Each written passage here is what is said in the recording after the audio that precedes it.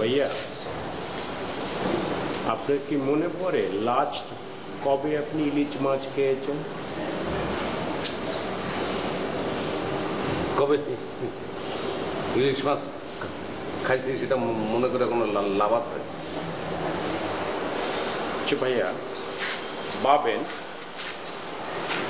যে সবচেয়ে টপ সাইজের কীর্তিনাচার ইলিশ।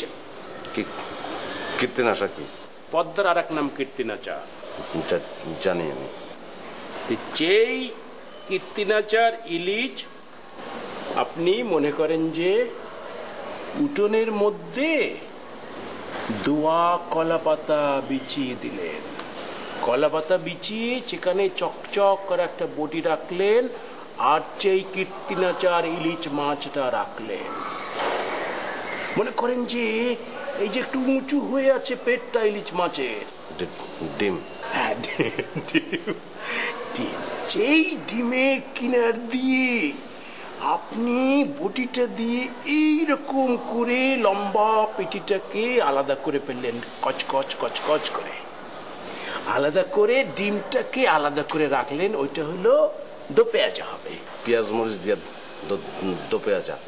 পেঁয়াজ মরিচ দিয়ে। এই যে তারপরে যে এই লম্বা পেটিটা, এইটাকে আপনি piece piece piece piece piece piece piece piece করে কাটলেন, বড় বড় পিস, বড় বড় পিচ কেটে অর্ধেক ধুয়ে আলাদা করে রাখলেন। ওইটা ভাজা হবে গরম তেলে। চাইলে ওই যে কম জ্বালালা এক ধরনের মরিচ আছে না, শুকনা মরিচ, শুকনা মরিচ, শুকনা মরিচ, সেইটা চাইলে দিয়ে দিলেন, ভাজলেন। তারপরে ওই যে বাকি যে অর্ধেক থাকলো, সেই অর্ধেক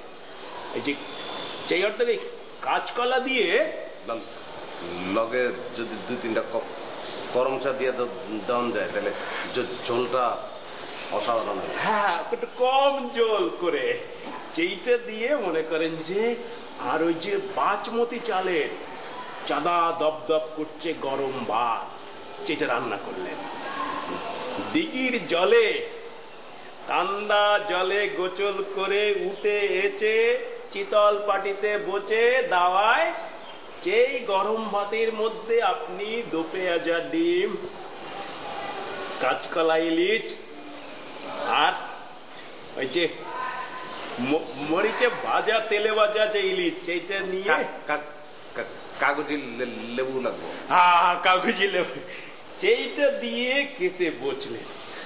কেমন হবে?